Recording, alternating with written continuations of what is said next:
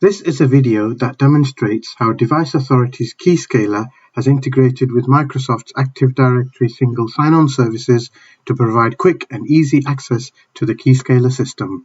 As many organizations offer more cloud-based third-party services to their customers and employees, there is a real challenge to remember all the login credentials to gain access to them whilst still adhering to the company's security policies. They also want to be able to leverage their existing investment in Microsoft AD to centrally manage user access and privileges and enforce corporate authentication policies. At the same time, they need to meet security compliance requirements and reduce operational costs. There is a real need here to provide simple access control for authentication and authorization for the whole organization so that users only need a single username and password to access multiple services with much better usability. Due to the number of cyber attacks, there's a need for greater security to meet stringent compliance requirements and a need to reduce IT operational costs, leveraging as much of the existing infrastructure investments as possible. To address these challenges, Device Authority has developed an SSO solution where the Azure AD account users can authenticate themselves with the Keyscaler control panel using their Active Directory credentials. This empowers enterprises to utilize their existing Azure logins to further leverage any investments in Azure Cloud. Here is a flow of the SSO process. First, the user clicks on the SSO button to access the Keyscaler login. Keyscaler will return an access token request. This token is presented via the browser backend to Azure AD to authorize the user. AD checks authentication policies, and if the user is valid, it returns a signed authentication token for Keyscaler. This token is then presented back to Keyscaler, again via the browser, to authenticate the user. This will provide the user access to the Keyscaler control panel. Here's an outline of what we'll show in the live demo.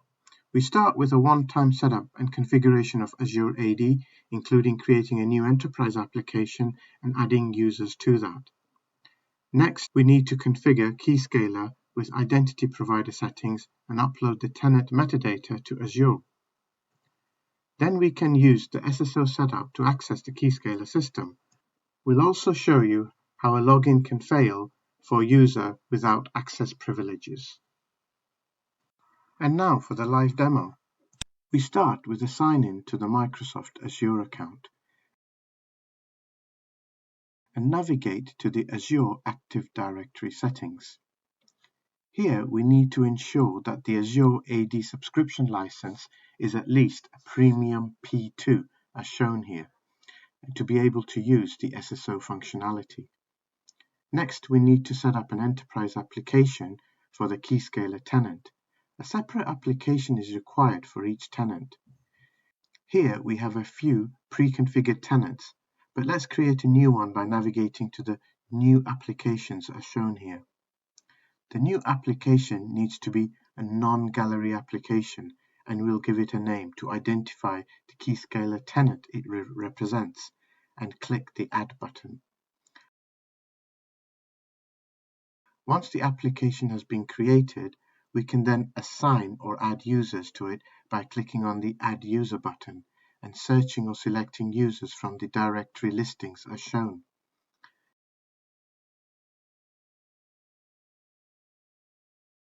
Then we just need to click the Select and Assign buttons to complete this action. Now that the enterprise application has been created and a user assigned, we can go ahead and configure it for SSO access. We do this by navigating to the single sign-on on the left menu as shown. By default, the feature is disabled, so we can enable it by selecting the SAML option as shown. Once enabled, we can configure the SSO access. First, we need to upload the Keyscaler tenant metadata file. To get the metadata file, we can navigate to one of our pre-configured Keyscaler tenants. From the browser, we can access the tenant metadata by modifying the CP URL as shown. Here, select and copy all the text as shown and paste it into a file, saving it as tenant.xml. Navigating back to the Azure SSO config page and upload this tenant.xml file as the metadata file. This file will be read by Azure and it will auto-populate the items for basic SAML configuration as shown. Next, from the SAML sign-in certificate, take a copy of the thumbprint, the login URL, the Azure AD identifier, and the logout URL, as these will be needed later to configure Keyscaler. With Azure AD now all set up, we can configure the Keyscaler for SSO. First, we sign into the Keyscaler using the usual admin credentials. Navigate to the Manage Administrator page as shown. Here we can add any new admin users who require access to the Keyscaler system. Click on Create and enter the user's admin ID. This must be the same ID as the entry in Azure AD.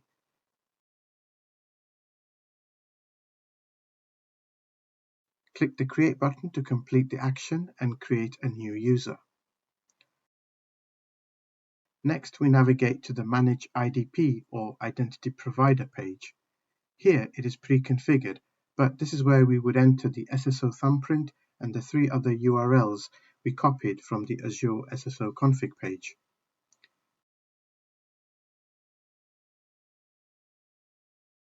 Click the Update button to save the IDP settings. And finally, log out of the Keyscaler system. With all the configuration now complete, now we can go to our Keyscaler tenant and click the SSO button as shown. If you have not previously signed in to any other Microsoft Azure service, this will require a sign-in to your Microsoft Azure account. Enter your usual user ID and password and click Yes to stay signed in. And this will successfully sign you in to the Keyscaler control panel using your Azure login credentials. Next, log out of Keyscaler. This will actually log you out of the Keyscaler and the Azure services as well. This time, log back into your Azure portal using your Microsoft Azure account as shown.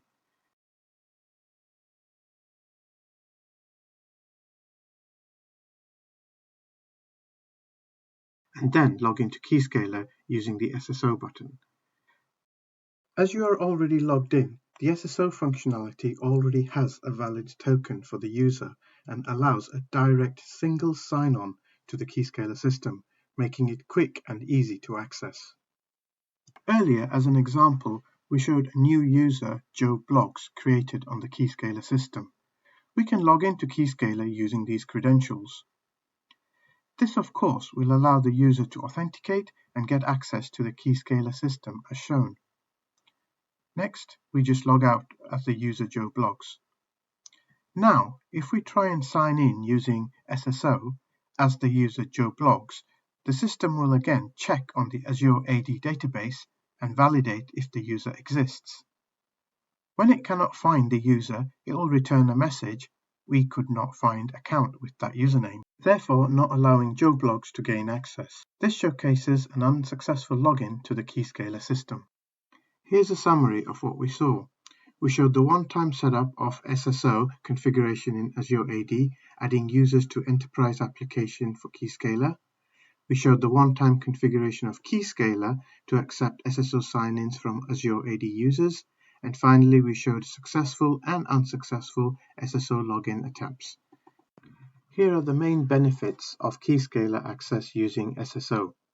A single sign-on solution creates a more satisfactory user experience for your customers and internal IT teams. The solution also simplifies user access management to the Keyscaler system, and by utilizing their existing Azure logins, they leverage their existing investments in Azure Cloud, helping reduce operational costs. And finally, SSO solution helps to meet security compliance requirements by enforcing strong authentication policies. Thank you for your time. If you'd like more information, please do get in touch.